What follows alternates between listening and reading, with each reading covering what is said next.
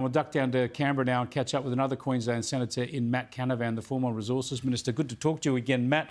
I've got to get your reflections on this new report by an organisation that's often talked about strife on the Great Barrier Reef, saying that it's growing better than ever before. This sort of knocks the doomsayers over, doesn't it? Well, it's quite shocking, isn't it, Chris, that we continue to mine record amounts of coal and ship that through the Great Barrier Reef. We continue to farm some of the world's best food through all of the catchment areas of the Great Barrier Reef. And we were all told that when we do those things, the reef was going to cop it, that the reef was in the gun, it was going to decline. And this report shows now that we have record coral amounts on the Great Barrier Reef, not just good amounts or average amounts or recovering amounts. These are record amounts of coral in our Great Barrier Reef. And as you say, all those doomsdays, all those prophets of doom have been shown to have no clothes today. And it's a massive vindication of the courage and resilience and persistence of Peter Ridd, Dr. Peter Ridd, who has been ridiculed by his colleagues time and time again when he has quite sensibly pointed out the limitations in a lot of the science and the connection between, say, fertiliser use on land and the impacts on the reef proper in the Great Barrier Reef. What frustrates me the most, Chris, in this debate is those of us who live on the reef, and my house is just a number of kilometres from the Great Barrier Reef Marine Park area. We live there, we breathe there, we know all the doomsday warnings are wrong, but we get ignored, where the people on the ground don't seem to get a voice here. And where's our voice to Parliament? I keep hearing from people who dive on the reef regularly how good it's been. A lot of people say that a lot of the damage has been exaggerated over the years. I need to get up there with a snorkel, I think, and investigate myself. But here's what Adam Bant was saying about it just yesterday.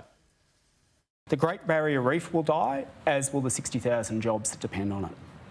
More coal and gas mines will cause more floods, fires and droughts. Well, there you go. He was, banging that drum just yesterday, and today the best news officially about the health of the reef we've heard for a long, long time. I want to go to the climate bill that got through the lower house today. Matt, you had one of your Liberal colleagues cross the floor, Bridget Archer, to vote with the government and the Greens and the Teals on this bill. Here she is. But I will be supporting Labor's primary bill. At the end of the day, it's important to me that when I'm back in my own community, I'm able to sincerely say that I used the opportunity afforded to me with the power of my vote to stand up for what they want and need and to move on from this debate. Now, you obviously disagree with her, but you agree in the Conservative parties people can exercise their free will. But doesn't it just demonstrate the problems you've got on your side of politics, where you can't get a consistent position on climate policy? Well, I think the problem we've got here, Chris, is we've departed from our basic principles and values as a party, and that should be to stand against large government schemes that seek to direct people's lives. That's what net zero emissions and these emission targets are ultimately about. Now, yes, I disagree with Bridget Archer. I am disappointed. I stand to be corrected, but I don't believe Miss Archer took to the election that stance, which only occurred a few months ago. Although I put my opposition to climate change before the Queensland people, and I'll continue to fight against this radical climate action, which is destroying the world's competitiveness. I noticed you played Adam Bant there before. I noticed that Adam Bant had no words, no criticism of his colleagues in the German Greens Party, which is actively opening up coal-fired power stations right now. They're doing it as quickly as they can in Germany. They're in government in Germany, and they are opening coal-fired power stations, but not a mean word at all for them. But, of course, we're all terrible and evil here in the antipodes for thinking the same. Look, I'm really, really worried where our country is at right now, Chris, because we've spent 2 weeks here in Canberra.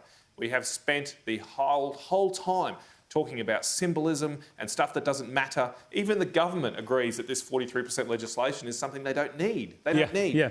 I don't think we have the luxury to be talking and wasting our Parliament's time on stuff we don't need. What we need now is to restore our energy security. What we need is to bring down our competitiveness so we can bring manufacturing jobs back to this country, because who knows what might happen in our region with what's going on in Taiwan right now. That should be our number one focus, not these pointless symbol exercises that do nothing to protect our country or improve people's real lives. You are so right. It's a classic case of Nero fiddling while Rome burns. Thanks for joining us, Matt Canavan there.